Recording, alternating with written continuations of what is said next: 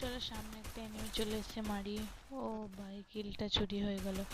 এখানে দেখি একটা কিল করতে পারি না না পারি। ইয়েস, একটা কিল করেছি, প্রথম রাউন্ডটা জিতে গেছি। সেকেন্ড রাউন্ডে আর একটা আমরা এনিমিকে ডাউন করতে পেরেছি। দুটো এনিমি ডাউন হয়ে গেছে। এই রাউন্ডটা হেরে গেলাম। চলো থার্ড রাউন্ডটা দেখা যাক কি হয়। মারতে পারবো আমরা, নিশ্চয়ই পারবো।